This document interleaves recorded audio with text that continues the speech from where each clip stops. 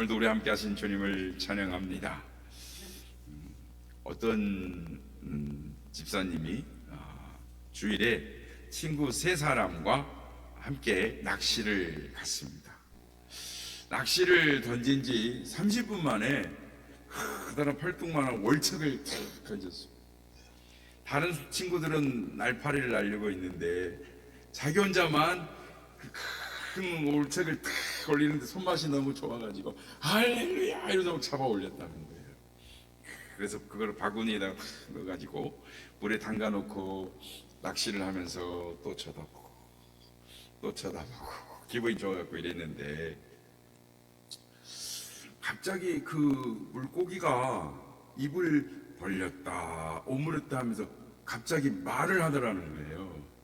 뭐라 그러냐면, 야 임마, 넌 집사라는 작자가 주일에 교회는 안 나가고 낚시터에 쪼그리고 앉아서 남의 콧구멍이나 꿰고 앉아있냐? 너 나하고 원수 맺은 일 있냐? 이 잡사야! 이러더라는 거예요. 그냥 그 말 듣고 깜짝 놀랐답니다. 그게 환청이었어요.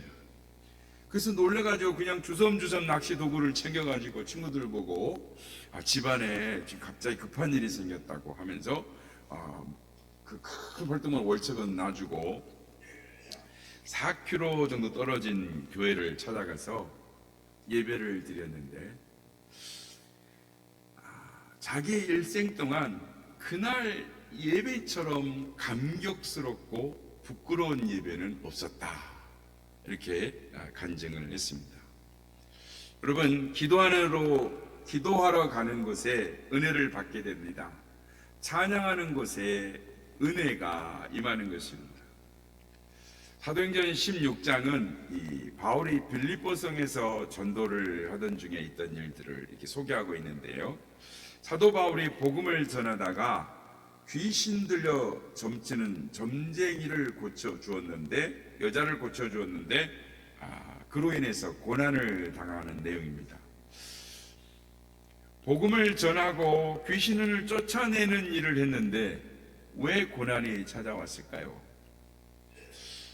어떻게 생각해 보면 하나님이 살아계신다면 이러면 안 되는 거 아닌가?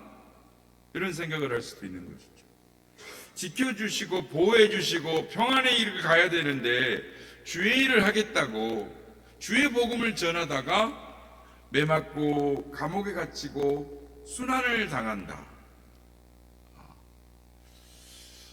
우리는 이 사도 바울의 경험을 통해서 우리의 인생길을 살아가다 보면 위기와 고난을 만날 수 있습니다.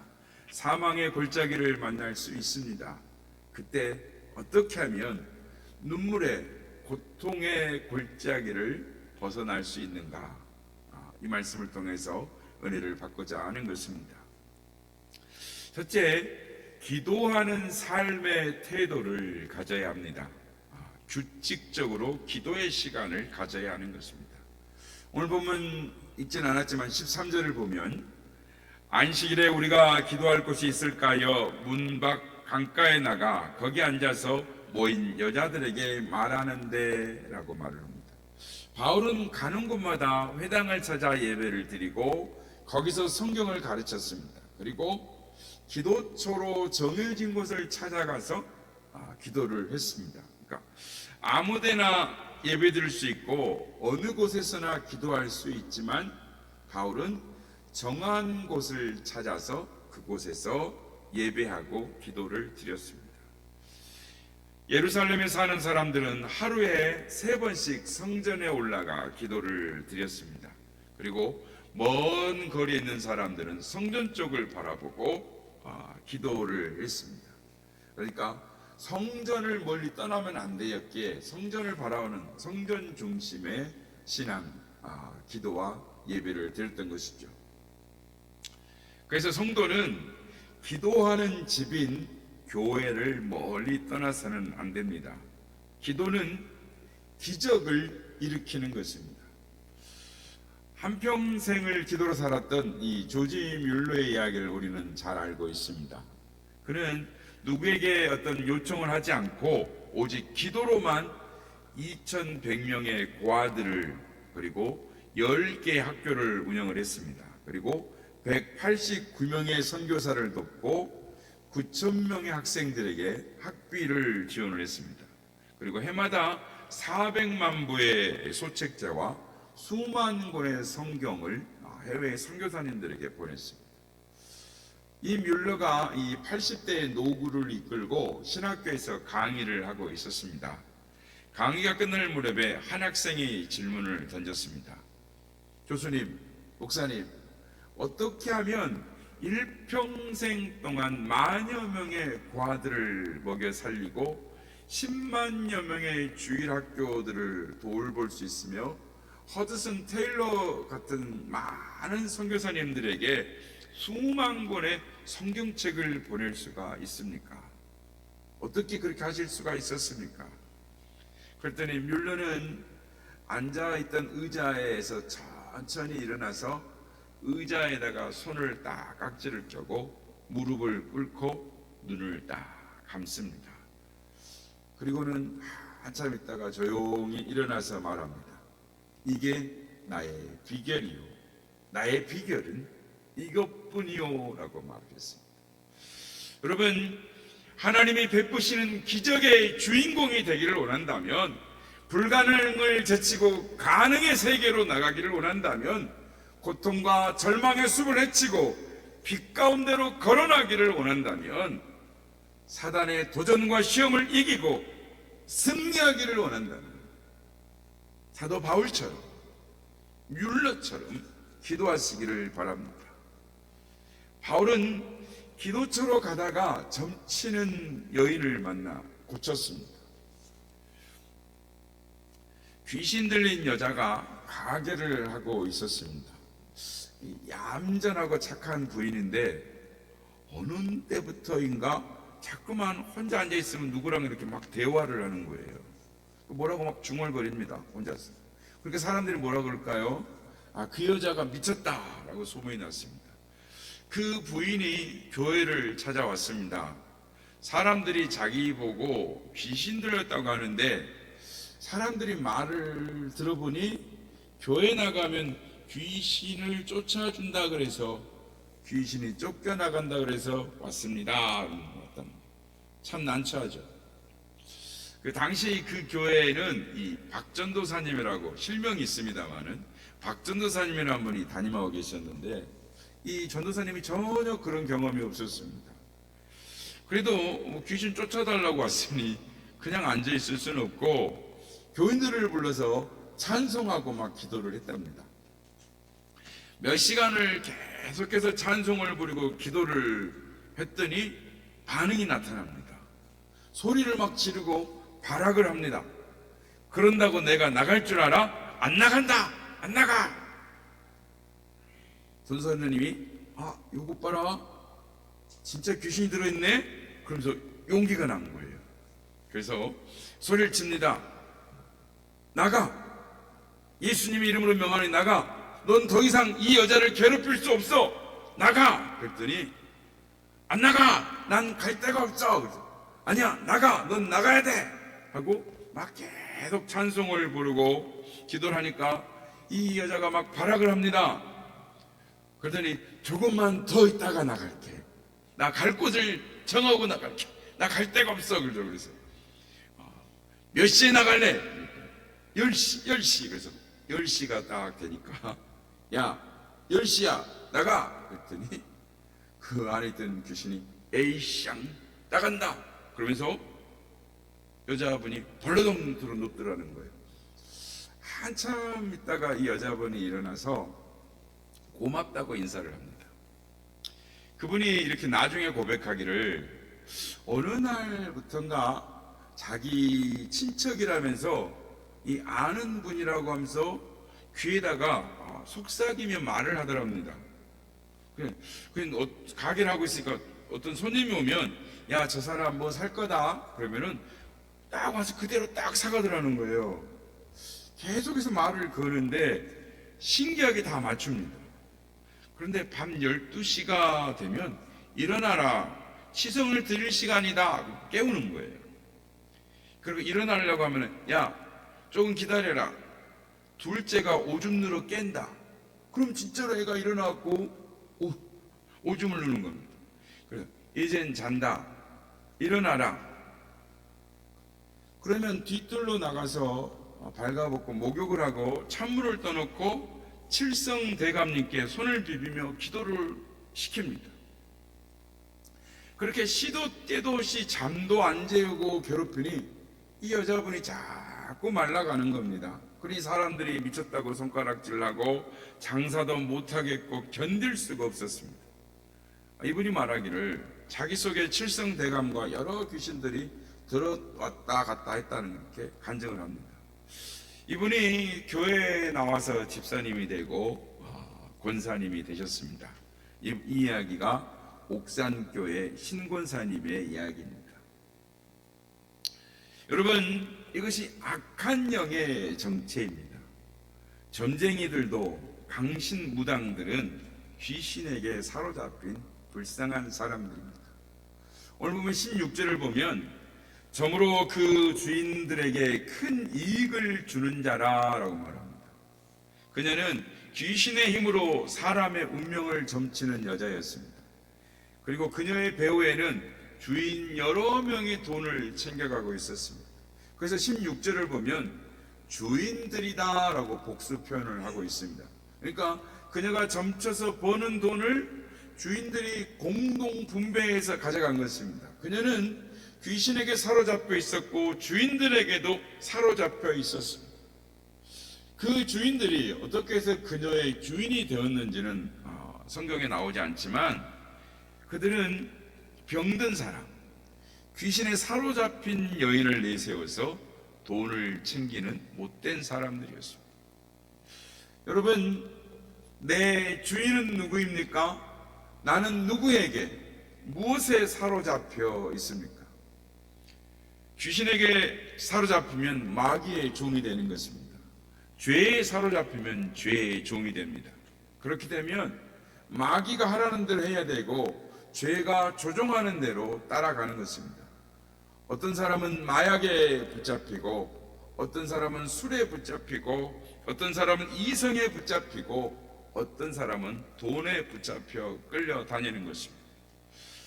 마귀가 끌고 가는 곳이 어디입니까?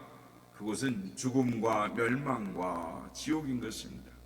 그러나 하나님께 사로잡히면 하나님의 종이 되는 것입니다. 하나님의 종이 되면 자유와 평화와 행복과 형통을 주시는 것입니다. 그 점치는 여인, 그녀는 귀신에게 속했기 때문에, 나쁜 주인들에게 속했기 때문에 불행했고 유린당했고 착취당했습니다. 여러분, 우리는 하나님께 소속된 하나님의 사람들인 줄 믿으시길 바랍니다. 성경에 보면 귀신도 예수님이 누구이며 바울이 누구인 것을 압니다.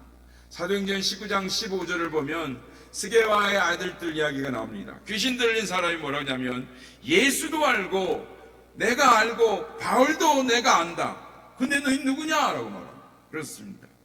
귀신은 예수님을 나의 구주, 나의 하나님으로 믿을 수 없습니다. 고백할 수 없습니다.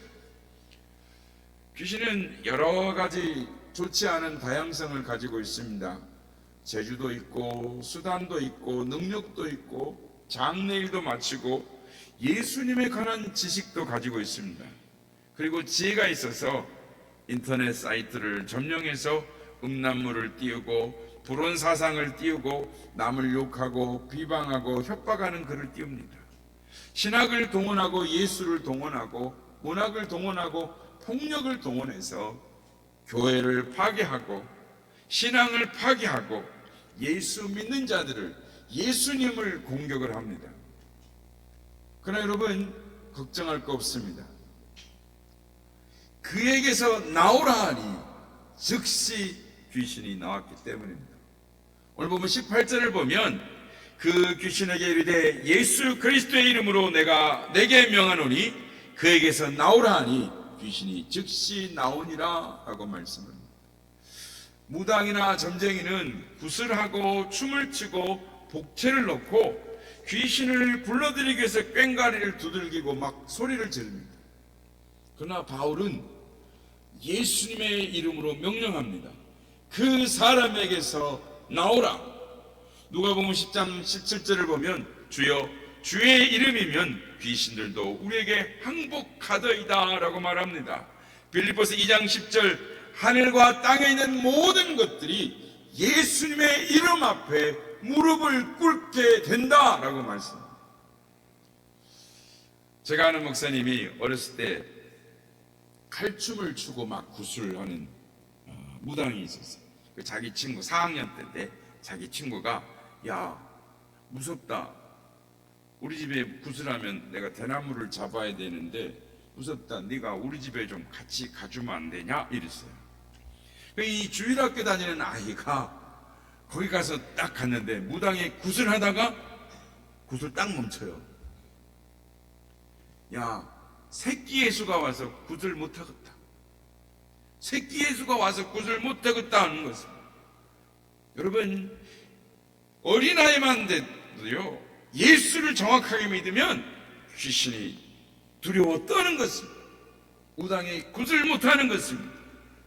그런데 목사가 다가가도 끄떡없이 춤을 추고 막 소리치는 무당이 있습니다. 그거 돌팔이 무당입니다. 배워서 하는 무당하는 것입니다. 예수 이름만 들어도 사단은 떠나가게 돼 있습니다. 물러가는 것입니다. 예수 이름으로 명하노니 그에게 나오라 하면은 즉시 나오는 것입니다. 미루지도 못합니다. 거절도 반대도 못합니다. 즉시 명령에 복종할 수밖에 없는 것입니다. 이토록 위대하신 능력을 가지신 예수님이 나의 구주이신 것입니다. 나의 능력이 되십니다. 나의 생명, 나의 소망이 되시는 것입니다. 나의 행복이요 나의 전부가 되십니다. 할렐루야. 오늘 본문에 등장하는 사도 바울을 보십시오.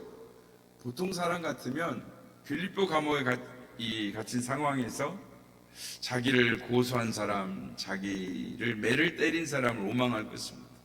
분을 참지 못하고 억울함 속에 씩씩댔을 것입니다. 그런데 하나님의 사람 바울은 다릅니다. 자기를 고소한 사람, 자기를 때린 사람을 원망하지 않습니다. 자기를 착고를 채운 사람을 원망하지 않습니다. 마게도자로 건너와서 복음을 전하라고 하신 하나님을 원망하지도 않습니다. 귀신 들린 여자를 고쳐주고 여자 주인들의 고소를 받아서 붙잡혀서 매를 맞고 온몸은 쑤시고 발은 착고에 채워져서 마음대로 움직이지는 못하는 그 상황. 여러분 같으면 어떻게 하겠습니까? 바울은 어떻게 했습니까? 오늘 보면 23절 25절 말씀입니다. 많이 친 후에 옥에 가두고 간수에게 명하여 든든히 지키라 하니 그가 이러한 명령을 받아 그들을 깊은 감옥에 가두고 그 발을 착고에 든든히 채웠더니 한밤중에 바울과 실라가 기도하고 하나님을 찬송하며 죄수들이 듣더라. 여기 보면 한밤중이라고 말씀합니다.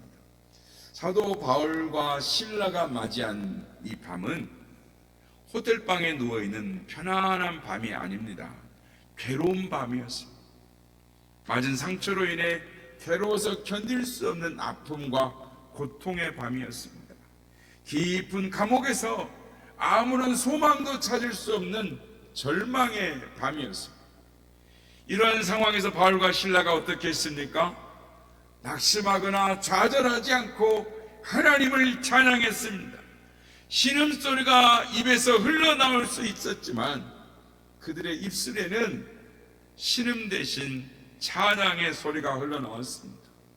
마게도나로 건너온 거 후회할 수도 있었고 전도 여행을 떠나온 것을 후회할 수도 있었고 예수 그리스도를 다메섹 도상에서 만난 것을 후회할 수도 있었지만 그들의 입에서는 먼저 튀어나오는 소리가 찬송 소리였습니다.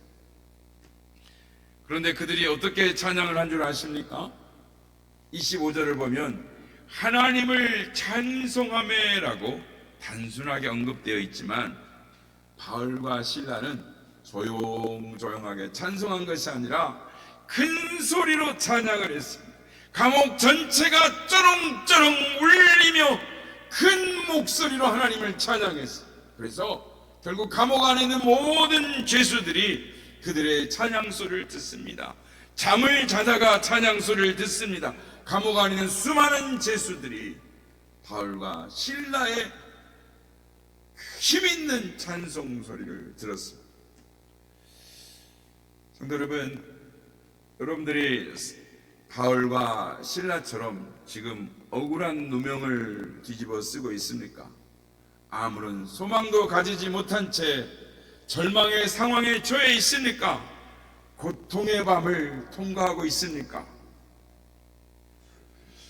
종교개혁자 마틴 루터가 교황청으로부터 웜스에서 회의를 열어 종교재판을 한다라는 통보를 받았습니다. 그는 이 도무지 엄청난 부담감 때문에 이 웜스에 가야 될지 말아야 될지 깊은 고민을 하면서 깊이 한숨을 쉽니다. 한숨을 푹푹 한숨을 쉬고 고민을 합니다. 그때 그의 아내가 상복을 입고 그의 방으로 들어왔습니다. 루터가 아내에게 말합니다. 여보, 누가 돌아가셨어? 그러자 아내는 루터에게 돌아가셨습니다. 그랬더니 누가 돌아가셨어요? 궁금해요. 누가 죽었어? 그랬더니 하나님이 돌아가셨습니다. 그랬더니 루터, 아니 그게 무슨 말입니까? 아내가 루터에게 말하기를, 당신은 하나님이 돌아가시지 않았는데 왜 그렇게 불안해하며 떨고 있습니까? 아내의 말을 들은 뒤 루터는 벌떡 일어났습니다. 그리고 이렇게 노래합니다. 내 주는 강한 성이요 방패와 병기 대신에 큰 환난에서 우리를 구하여 내시리로다. 옛 원수 마귀는 이때도 힘을 써 모략과 권세로 무기를 삼으니 천하에 누가 당하랴. 내 힘만 의지할 때 패할 수밖에 없도다. 힘있는 장수 나와서 날 대신하여 싸우네. 이 장수 누군가? 주 예수 그리스도 만군의 주로다. 당할 자 누구랴? 반드시 이기리로다. 이 땅에 마귀 들끓어 우리를 삼키려 하나 겁내지 말고 섰거라. 진리로 이기리로다. 친척과 재물과 명예와 생명을 다 뺏긴데도 진리는 살아서 그 나라 영원하리라. 하나님을 신뢰함으로 하나님을 찬양하며 나아갑니다. 찬송을 부르며 일어섭니다. 그리고 담대히 나아가 종교 개혁을 끝까지 감당을 했습니다. 사랑하는 여러분, 육신의 생각은 우리로 하여금 환경을 바라보게 하지만 영의 생각은 하나님을 바라보게 만드는 것입니다. 우리의 감정은 한숨을 쉬게 만들지만 하나님을 향한 믿음은 찬송을 하게 하는 것입니다. 그러므로 우리는 흔들리는 감정을 앞세우기보다는 우리의 영원한 반석 되시는 하나님을 의지해야 되는 것입니다. 그리고 우리의 입술이 한숨을 쉬는 입술이 아니라 합력해서 선을 이루어 주시는 그 하나님을 찬양하는 입술이 되어야 하는 것입니다. 하나님의 사람은 원망 대신 찬양하는 것입니다. 그런데 놀라운 사실은 우리가 드리는 그 찬양이 하나님의 역사를 일으킨다라는 것입니다. 여러분, 빌립보 감옥에 갇혀 있던 바울과 실라가 하나님께 찬양을 하자 어떤 일이 일어났습니까? 26절 말씀 우리 함께 같이 읽겠습니다. 26절 시작. 이에 갑자기 큰 지진이 나서 옥토가 움직이고 문이 곧 다 열리며 모든 사람의 매인 것이 다 벗어진지라. 아멘. 우리는 여기서 한 가지 중요한 사실을 깨달을 수 있습니다. 감옥에 갇혀있던 바울과 실라가 두 사람이 어떻게 했습니까? 하나님께 지진을 일으켜달라고 부탁했습니까? 하나님께 착고를 풀어달라고 기도했습니까? 그렇게 하나님께 부탁했습니까? 그들은 단지 하나님을 찬양했습니다. 하나님을 의지하고 하나님을 찬양했습니다. 하나님께 영광을 돌렸습니다. 그 결과 옥문이 열리고 자신들의 착고까지 풀어지는 역사가 나타난 것입니다. 깊은 감옥에서 그 감옥에 갇혀 절망적인 상황에 빠져있던 그 바울은 찬양을 통해 하나님의 기적을 체험하게 된 것입니다. 이처럼 찬양에는 문제의 착고를 푸는 능력이 있습니다. 찬양에는 절망의 옥문을 여는 능력이 있습니다. 할렐루야! 하나님께서는 찬양을 기뻐하시며 찬양 가운데 기적을 일으키십니다. 찬양은 마귀를 무찌르고 승리케 하는 능력이 있습니다. 사랑하는 여러분, 예수 믿는 사람이 언제나 지녀야 할 두 가지의 무기가 있습니다. 그것은 기도와 찬송입니다. 기도와 찬송은 어떠한 환경 가운데 있을지라도 그것을 이길 수 있는 하나님이 우리에게 주신 무기인 것입니다. 혹시 이 자리에 감옥과 같이 사막으로 우겨쌈을 당하고 있는 분이 계십니까? 자녀들 때문에, 친구들 때문에, 친척 때문에, 경제적인 문제 때문에 삶이 힘들고 어려운 분들이 있습니까? 진로 문제를 놓고 고민하는 분이 있습니까? 물질적인 문제로 고통당하는 분이 있습니까? 사도 바울과 신라처럼 하나님을 원망하는 대신에 하나님을 찬양하시길 바랍니다. 하나님은 멀리 계시지 않습니다. 우리가 처한 상황 가운데 가장 가까이 계십니다. 우리와 함께 하시는 것입니다. 하나님은 오늘도 지금 이 자리에 우리와 함께 계십니다. 그리고 우리의 언어를 듣고 계십니다. 바울과 실라가 감옥에서 하나님을 찬양할 때 하나님은 그들 곁에 계셨습니다. 함께 계셨습니다. 그리고 바울과 실라의 찬양을 들으시고 감옥 문을 열어주셨습니다. 사랑하는 여러분, 바울과 실라처럼 기도와 찬양의 승부를 걸 수 있기를 바랍니다. 그때 우리 앞에 닫힌 문이 열리고 절망의 홍해가 갈라지고 문제의 여리고가 무너지게 될 줄로 믿습니다. 그래서 하나님의 살아계신 하나님의 능력을 간증하고 가족과 친구들을 구원하는 믿음의 주인공들이 다 되시기를 예수님의 이름으로 축복합니다.